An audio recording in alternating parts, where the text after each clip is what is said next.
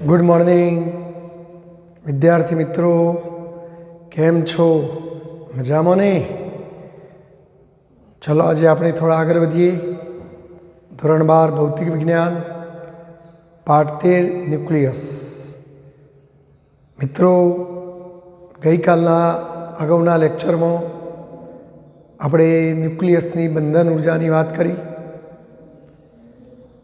Proton અને neutron જ્યારે મુક્ત અવસ્થામાં હોય ત્યારે તેમનો દર વધુ હોય છે, પરંતુ જ્યારે જોડાઈને ન્યુક્લિયસ બનાવે તો દળમાં ઘટાડો થાય છે, અને દરમાં થતો ઘટાડો જેને દ્રવ્યમાન ક્ષતિ કહેવાય.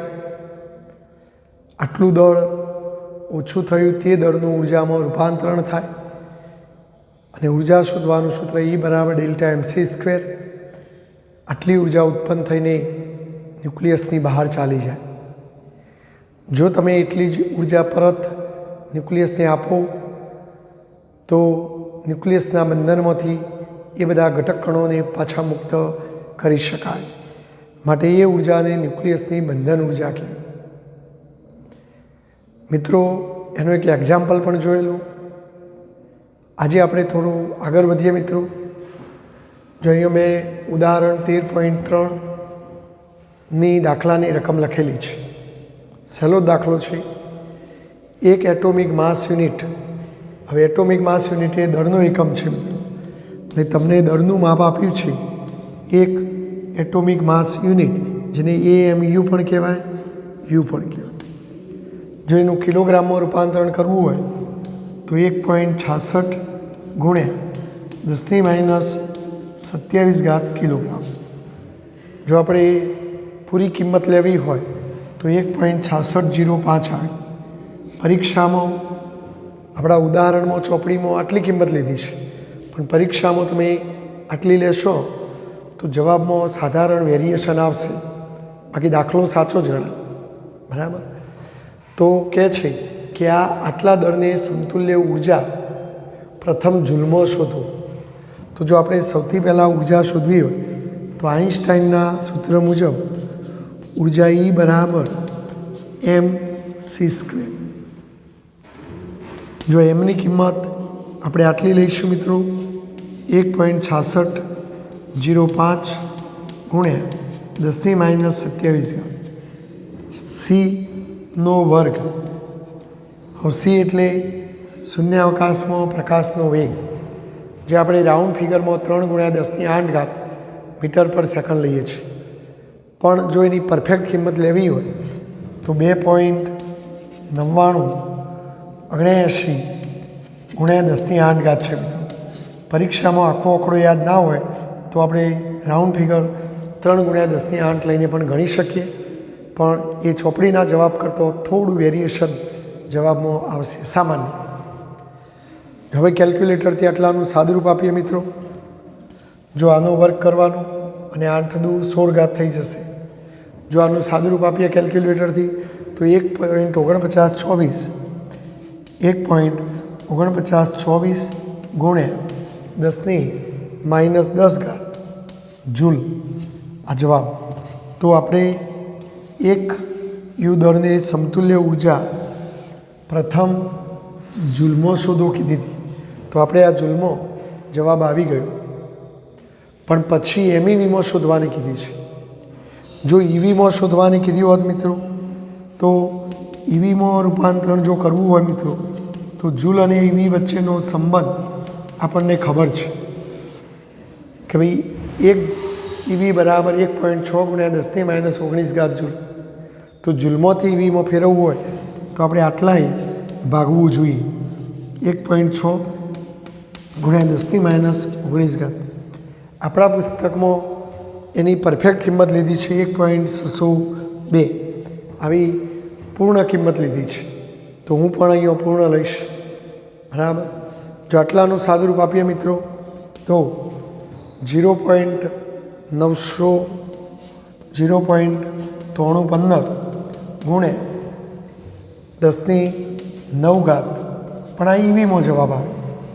શામાં જવાબ આવે મિત્રો? ઈવી. જો તમારે એમઈવીમાં ફેરવવું હોય તો અહીંયા 10 માઇનસ 19ના બદલે 1 MEV બરાબર 1 MEV બરાબર 10⁶ EV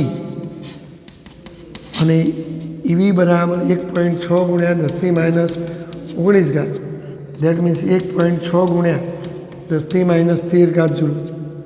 તો આમ MEV અને જૂલ વચ્ચેનો સંબંધ આ છે. એટલે જો તમે આ EVમાં લાવવા માગતા હતા એટલે આટલાય ભાગ્યું, MEVમાં લાવવું હોય તો આટલાય ભાગવાનું, અને એટલાય તમે ભાગશો તો તમારો જવાબ 931.5 MEV આવશે. તો આમ ઉર્જા E બરાબર 931.5 MEV. તો આમ એક યુ દળને સમતુલ્ય ઉર્જા મિત્રો આમ આપણે કહી શકીએ કે એક યુ દળને સમતુલ્ય ઉર્જા જો એ બરાબર ના લખાય 931.5 MEV લખીએ તો એ વ્યાજબી નથી. એનું કારણ કે MEV એ ઉર્જાનો એકમ છે અને યુ એ દળનો એકમ છે, અને ઇક્વલ ટુ લખીએ તો બે એકમો સરખા ના બતાવી શકાય. જો તમે સમતુલ્ય એટલે અહીંયા ઘણીવાર ચોપડીઓમાં આમ 3 લીટો કર્યો હોય અથવા આમ આવું કર્યું તો આ એક યુ દળને સમતુલ્ય ઉર્જા આટલી કહેવાય. જો એકમ બંને બાજુ સરખા કરવા હોય મિત્રો તો E બરાબર mc² પરથી m બરાબર શું થાય E/c². જો Eનો એકમ MEV છે અને MEVને c² એ ભાગો તો દળનો એકમ થાય. તો જો તમે આ રીતે લખી શકો કે એક યુ દળ જો એ દળ તો પછી સામે પણ દળનો એકમ બનાવવો હોય તો MEVને c² એ ભાગવા પડે, કારણ કે આ E બરાબર આટલા MEV આવ્યા છે તો MEVને c² એ ભાગો તો દળનો એકમ થઈ જાય. તો એક યુ બરાબર 931.5 MEV/c². જો દળનો એકમ એટોમિક માસ યુનિટ, Eનો એકમ MEV અને આ c² એટલે એક યુ દળ બરાબર 931.5 MEV/c². એટલે MEV/c²માં આ રીતે લવાય. એટલે કોઈ પણ ઉર્જાનું MEV/c² કરવું હોય તો એક યુ બરાબર આટલા MEV છે એને c² એ ભાગી દેવા. હવે દાખલામાં તમને એમ કીધું છે કે 8 ઓક્સિજન 16ની દર ક્ષતિને આમાં દર્શાવો. તો આપણે ગઈકાલના લેક્ચરમાં જ્યારે ન્યુક્લિયસની બંધન ઉર્જા સમજાવી એ વખતે તમને પ્રશ્નમાં જ મેં 8 ઓક્સિજન 16માં વાત કરી હતી કે એની અંદર 8 પ્રોટોન હોય, એક પ્રોટોનનું દર 1.00726 કે એવું કંઈક એટલે મેં લીધેલું. ન્યુટ્રોનનું દર 1.00866 લીધેલું, માટે 8 પ્રોટોનનું 8 ન્યુટ્રોનનું લીધેલું, મુક્ત અવસ્થાનું એટલું થાય. પછી ન્યુક્લિયસનું પણ આપણે વાત કરેલી અને એના ઉપરથી દર ક્ષતિ મળેલી. તો 8 ઓક્સિજન 16માં દર ક્ષતિ આપણે ત્યાં શોધેલી મિત્રો, અને દર ક્ષતિ આપણે વારંવાર ગણીને સમય નથી બગાડવો. તો એ દર ક્ષતિ મને યાદ છે ત્યાં સુધી 0.13691 એટોમિક માસ યુનિટ આવી.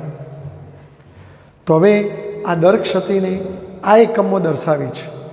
તો જો આ બાજુ દર ક્ષતિ છે બરાબર, તો આ દર ક્ષતિને જો દળ અને ઉર્જા વચ્ચે આવો સંબંધ થાય તો એક યુ બરાબર આટલા MEV/c². તો આપણે આટલા યુ છે તો યુ કાઢી અને MEV/c²માં લાવવું હોય તો આટલાય ગુણવાના. તો જો 0.13691 અને આ યુ કાઢી નાખો તો એક યુ બરાબર કેટલા MEV/c²? તો 931.5 આટલા MEV/c². તો યુ કાઢી નાખો તો MEV/c²માં આટલું થાય. હવે કેલ્ક્યુલેટરથી આ બેનો ગુણાકાર કરીએ મિત્રો. તો આ બેનો ગુણાકાર કરીએ તો 127.5 MEV/c². તો આમ 8 ઓક્સિજન 16માં દર ક્ષતિ આટલી હોય તો એને સમતુલ્ય MEV/c²માં જવાબ આટલું થાય મિત્રો. બરાબર ખ્યાલ આવી ગયો? તો આ દર ક્ષતિને અનુરૂપ આ ઉર્જા છે. c² ને અહીં લાવો તો માત્ર ઉર્જા કહેવાય, કારણ કે c² ને અહીં લાવો તો શું થાય? Delta mc². અને ડેલ્ટા mc² એટલે ઉર્જા E અને ઉર્જાનો એકમ MEV. તો જો આ એમઈવી થઈ જાય તો આટલા એમઈવી ઉર્જા જોઈએ. આનો મતલબ કે 8 ઓક્સિજન 16ના ન્યુક્લિયસમાં રહેલા 16 ઘટક કણોને મુક્ત કરવા હોય, બંધનમાંથી છોડાવીને એમને વિભાજિત કરવા હોય તો આટલા એમઈવી ઉર્જાની જરૂર પડે. એટલે આવું વાક્ય લખાય. આમ 8 ઓક્સિજન 16નું તેના ઘટક કણોમાં વિભાજન કરવા જરૂરી ઉર્જા 127.5 એમઈવી બરાબર આટલી ઉર્જા જોઈએ.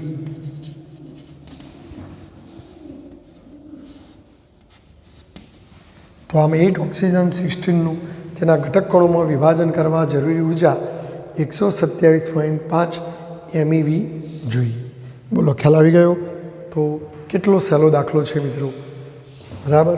તો આ સ્ક્રીનશોટ લઈ અને આ દાખલો તમારા ચોપડાની અંદર લખી દેશો મિત્રો.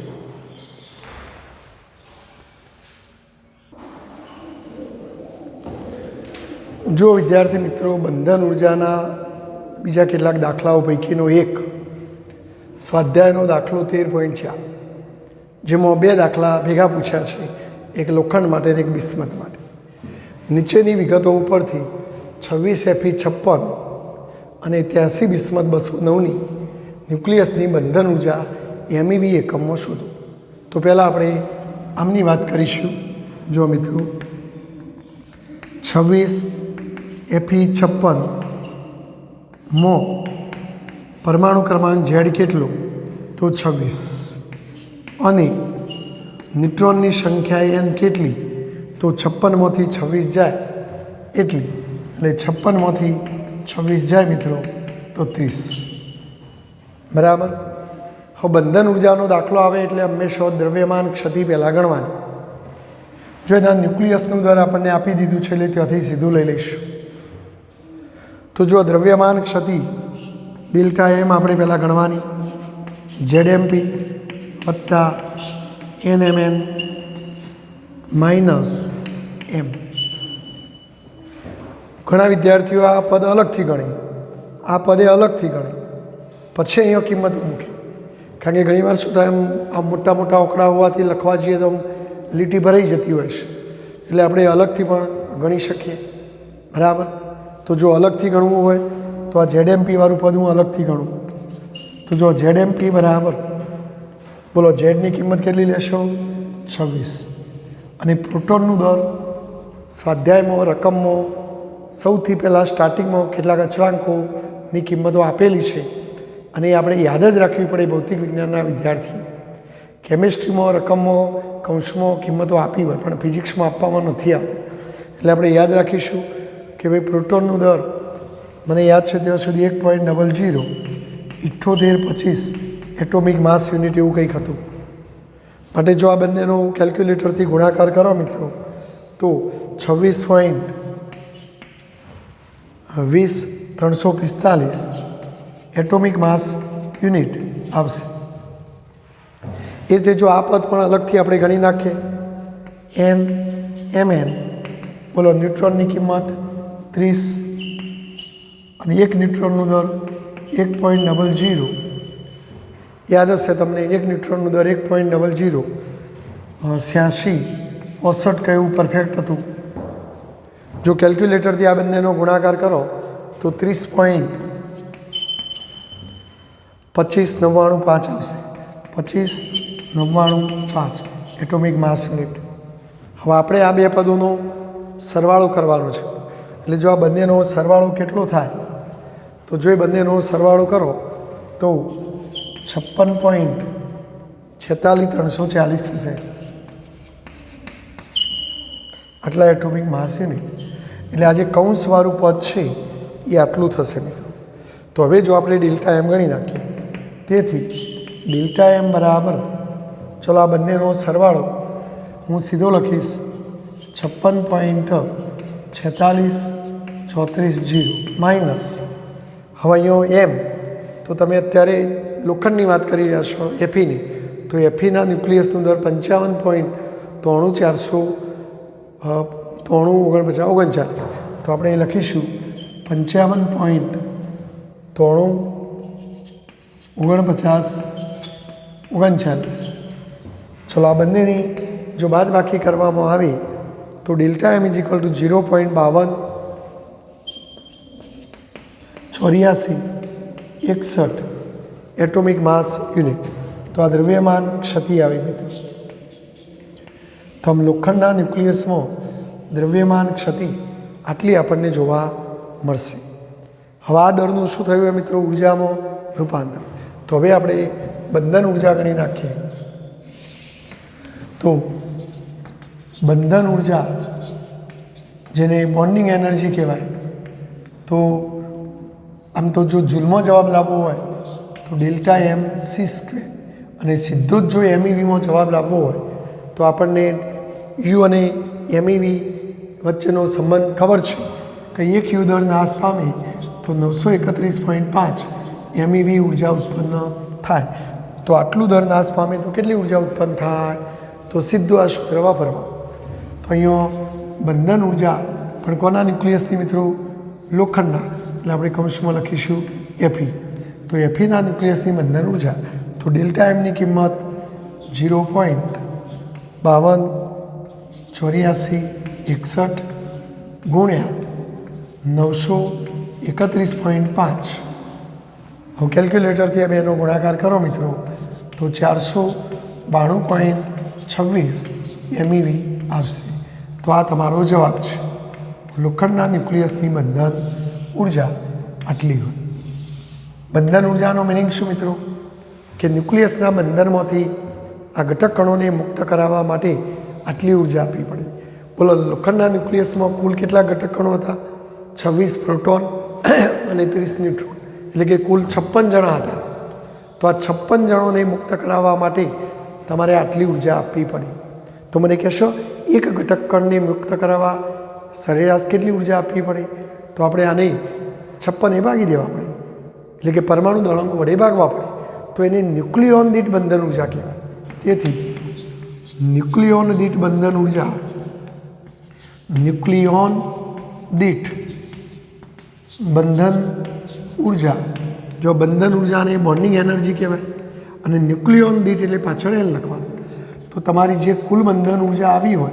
એને પરમાણુ દળાંક વડે ભાગી દેવાનું તો જો અહીંયા કુલ બંધન ઉર્જા 492.26 આવી છે અને પરમાણુ દળાંક 56 છે બરાબર અહીંયા એ બરાબર 56 તો આને 56 વડે ભાગી દો તો આમ 8.79 આટલા એમઈવી પર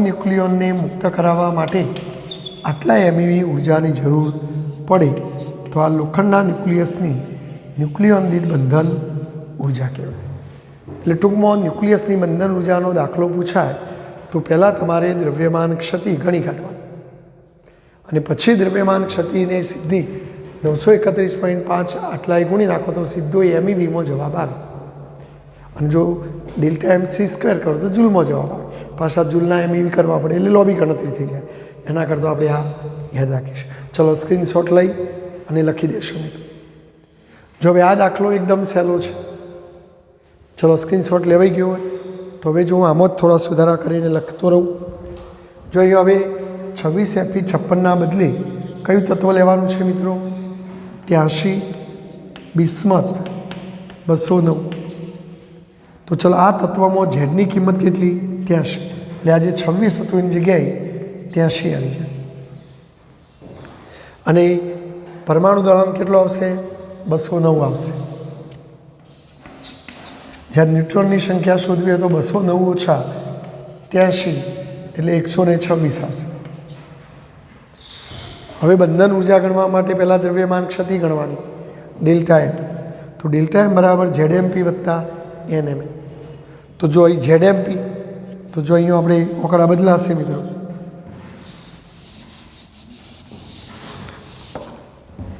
તો જો અહીંયા ઝેડની કિંમત 83 પ્રોટોનનું દર આટલું હોય મિત્રો ચલો આ બંનેનો કેલ્ક્યુલેટરથી ગુણાકાર કરો તો જવાબ આવશે 83.64 એટોમિક માસ યુનિટ. ચલો રીતે ન્યુટ્રોનની સંખ્યા કેટલી આવી મિત્રો? 126. અને એક ન્યુટ્રોનનું દર આટલું હોય તો એ બંનેનો ગુણાકાર કરો તો 127.091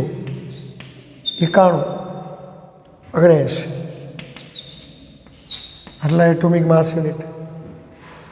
બરાબર. આ બેનો સીધો અહીંયા સરવાળો કરવો હોય તો એ થાય. અને જો કોઈ વિદ્યાર્થી અહીં કિંમત મૂકે તો જો ડેલ્ટા એમ બરાબર ZMP, ZMPની કિંમત આ લખવાની 83.649475 વત્તા NMN, તો NMNની કિંમત આ લખવાની 127.091,790 માઇનસ કેપિટલ M. તો હવે જો તમે બિસ્મથનો દાખલો ગણો છો તો બિસ્મથ માટે ન્યુક્લિયસનું દર આટલું લેવાનું 208.980 388 એટોમિક માસ. મિત્રો આપણે ન્યુક્લિયસના બંધન ઊર્જાના દાખલા ગણીએ તો ન્યુક્લિયસનો દર ખૂબ નાનો હોય એટલે આપણે નાની કિંમતને પણ ધ્યાનમાં લેવી પડે. એટલે કોઈએ આળસ દાખવીને એમ કે પોઈન્ટ પછી આ બધું આટલું બધું લોબું છે તો લાવો આટલા આંકડા કાઢી નાખીએ અને લખીએ તો એ નહીં ચાલે. જવાબમાં બહુ વેરિએશન આવશે. એટલે આપણે જે હોય બધું જ લેવાનું, એક પણ આંકડો ટાળી દેવાનો નહીં. આપણે એટલી આળસ નહીં રાખવાની. વિજ્ઞાનના વિદ્યાર્થી તરીકે આળસ, ચાલશે, ફાવશે આવા બધા શબ્દો નહીં લેવાના. આપણે બધું જ ટુ ધ પોઈન્ટ ગણતરી કરી બતાવવાની રહેશે. હવે જો આટલાનું તમે સાદુરૂપ આપો મિત્રો તો અહીંયા હું સીધું સાદુરૂપ લખું છું. આનું સાદુરૂપ આપશો તો 1640 મિત્રો ડેલ્ટા એમની કિંમત આની 1.70870 એટોમિક માસ યુનિટ આપશે. તો આમ ડેલ્ટા એમ બરાબર આટલા એટોમિક માસ યુનિટ તમને મળશે. હવે બંધન ઉર્જા ગણવી છે તો જો બંધન ઉર્જા માટે આ સૂત્ર જ વાપરવાનું. પણ અહીંયા કોની બંધન ઉર્જા મિત્રો? તો બિસ્મથની. તો એ બિસ્મથની છે. અને અહીં દ્રવ્યમાન ક્ષતિ બિસ્મથમાં કેટલી આવી? તો 1.70870. હવે કેલ્ક્યુલેટરથી આની ગણતરી કરીએ આપણે તો બિસ્મથની બંધન ઉર્જા મિત્રો આવશે 1640.2599 એમઈ. હવે ન્યુક્લિયર દીઠ બંધન ઉર્જા શોધવી હોય તો આ જે કુલ બંધન ઉર્જા આવી એ બંધન ઉર્જાને પરમાણુ દળાંક વડે ભાગવાના. તો જો આપણી કુલ બંધન ઉર્જા 1640.2599 અને ન્યુક્લિયનની સંખ્યા 209 માટે આ બેનો ભાગાકાર કરશો તો 7.848 બરાબર આટલા એમઈવી પર ન્યુક્લિયર. પછી પાછળના આંકડા છેલ્લા જવાબમાં તમે પાછળના આંકડા ના લો તો ચાલી જાય. તમે જોઈ શકો છો મિત્રો કે બિસ્મથમાં ન્યુક્લિયનોને મુક્ત કરવા માટે ન્યુક્લિયન દીઠ બંધન ઉર્જાનું મૂલ્ય 7.84 આવે. એટલે આટલી ઉર્જા આપો તો એક ન્યુક્લિયન તમે મુક્ત કરાવી શકો, બીજી એટલી આપો તો બીજો કરાવી શકો. જ્યારે લોખંડમાં આ જવાબ કેટલો આવે તો મને યાદ કરાવો. હમણાં આપણે દાખલો ગણ્યો 8.79. તો લોખંડના ન્યુક્લિયસ માટે ન્યુક્લિયન દીઠ બંધન ઉર્જા વધુ છે, જ્યારે બિસ્મથ માટે આ જવાબ નાનો છે. તો આમ કહી શકીએ કે આમ લોખંડની બંધન ઉર્જા બિસ્મથની બંધન ઉર્જા કરતો વધુ છે. એનો મતલબ કે તમારે બિસ્મથ અને લોખંડ બે તત્વોના ન્યુક્લિયસને તોડીને એમના ઘટક કણોને મુક્ત કરવા હોય તો લોખંડમાં તમારે બહુ મહેનત કરવી પડે, વધુ ઉર્જા આપવી પડે, તો જ એ બધા ઘટક કણો તૂટે અને છૂટા પડે. અને એટલે તો લોખંડમાં આ બધા ન્યુક્લિયન મજબૂતાઈથી જકડાયેલા છે. એનો મતલબ આવું થયું. ન્યુક્લિયન દીઠ બંધન ઉર્જા વધુ એનો મતલબ કે ન્યુક્લિયસમાં બધા મજબૂતાઈથી આમ જકડાયેલા છે. એટલે એમને છોડાવવા માટે તમારે વધુ ઉર્જા આપવી પડે. જેમ આપણે કોઈને બાથમાં ગાલેલો હોય તો આપણા બંધનમાંથી એને છોડાવવો હોય તો તમારે વધારે ઉર્જા આપવી પડે, અને કોઈને આમ ખાલી હાથથી પકડેલો હોય તો એને છોડાવવો હોય તો ઓછી ઉર્જા આપવી પડે. તો જેને છોડાવવા ઓછી ઉર્જા આપવી પડે એ ઓછી મજબૂતાઈથી જકડાયેલો કહેવાય, અને જેને છોડાવવા વધુ ઉર્જા આપવી પડે તો એમાં ન્યુક્લિયનો વધુ મજબૂતાઈથી જકડાયેલા કહેવાય.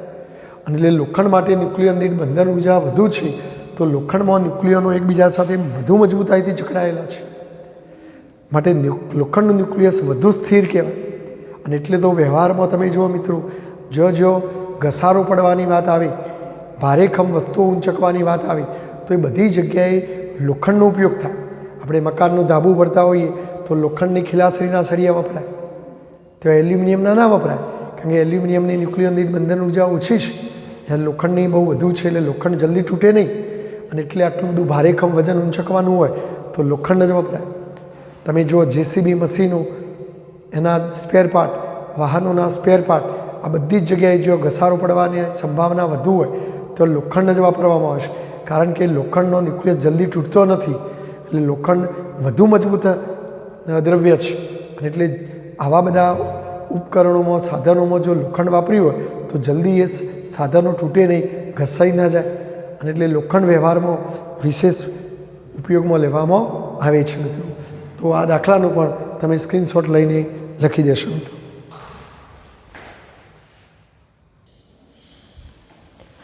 જો મિત્રો સ્વાધ્યાયનો દાખલો 13.5 સહેલો જ દાખલો છે. એક આપેલો સિક્કો, જો સિક્કાનું દળ આપ્યું છે,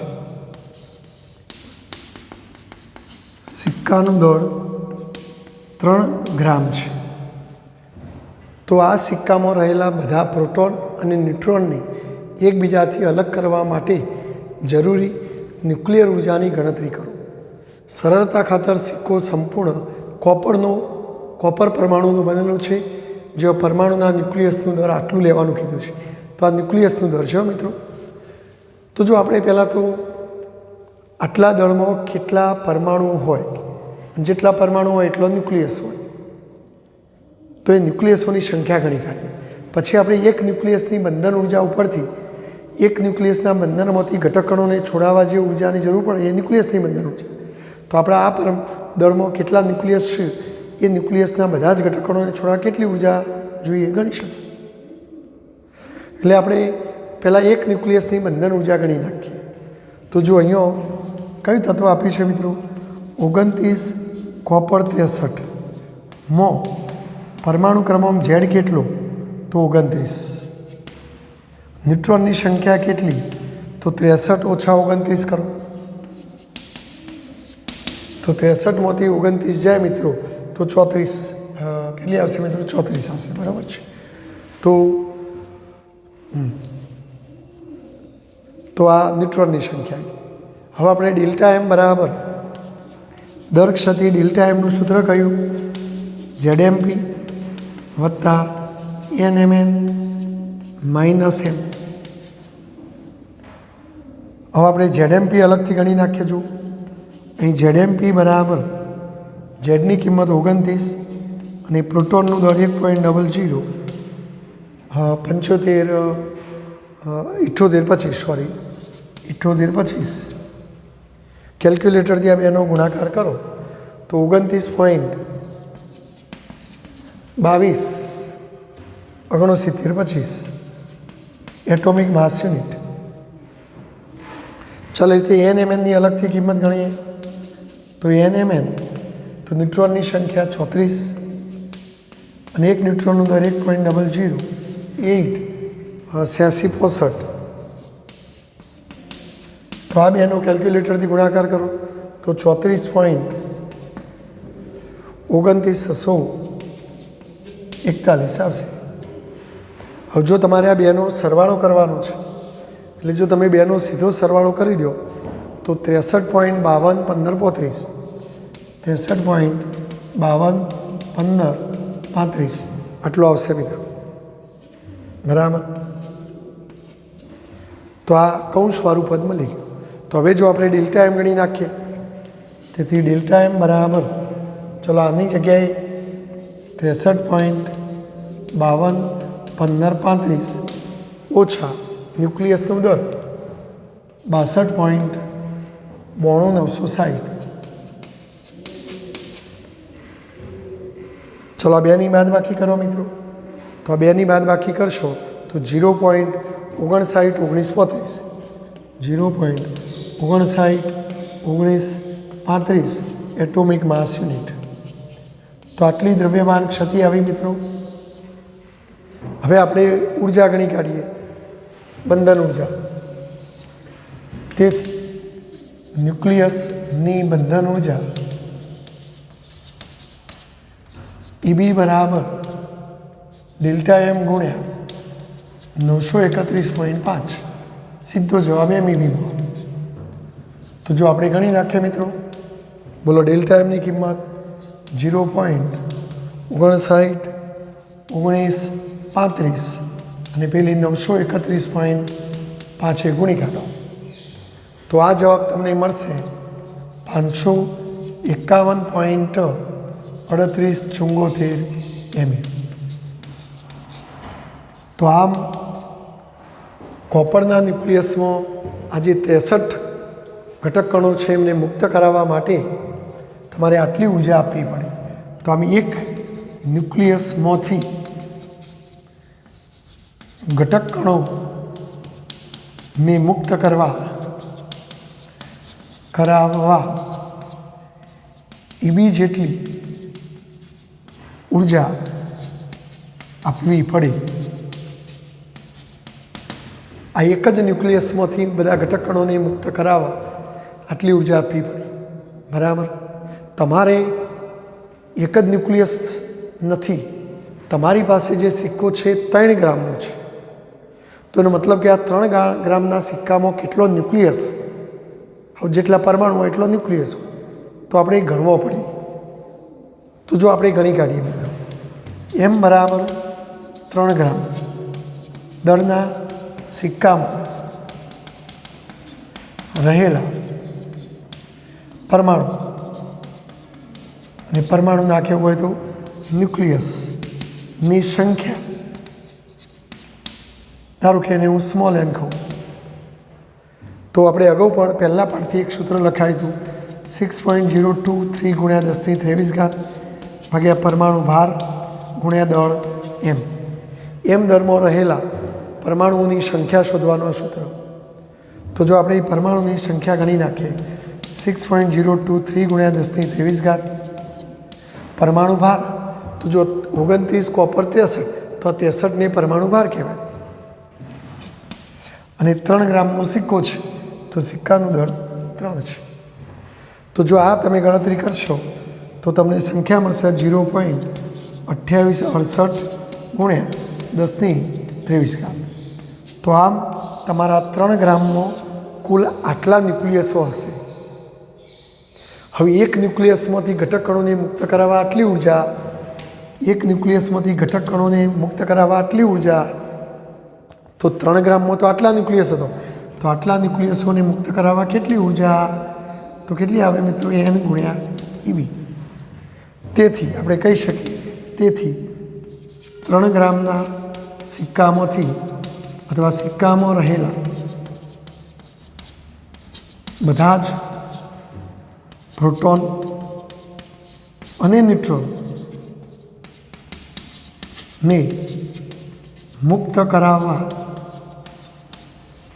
જરૂરી ઉર્જા બરાબર n × ઈબી. બોલો એનની કિંમત 0.2868 ગુણ્યા 10⁻23 અને ઈબીની કિંમત 551.3874. તો તમારો આ જવાબ આવશે મિત્રો, આ જવાબ તમને મળશે 1.582 ગુણ્યા 10⁻22 એમઈવી. તો આમ આટલા એમઈવી ઉર્જા તમારે કુલ આપવી પડે તો 3 ગ્રામના સિક્કામાંથી તમે ન્યુટ્રોન પ્રોટોનને બધાને એકબીજાથી અલગ કરી શકો. સમજણ પડી? એટલે આટલું થોડું વધારાનું આવ્યું. અત્યાર સુધી ન્યુક્લિયસના જે દાખલા હતા એ જ ટાઈપનો દાખલો છે, પણ બંધન ઉર્જા એ એક જ ન્યુક્લિયસની આવતી હોય છે.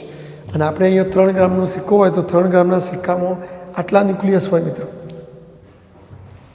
જો તમારે આ જવાબ જૂલમાં લાવવો હોય તો એમઈવી અને જૂલ વચ્ચેનો સંબંધ આપણને ખબર છે કે ભાઈ 1 એમઈવી બરાબર 10⁶ EV અને એના ઉપરથી 1.6 ગુણ્યા 10⁻13 જૂલ આવે.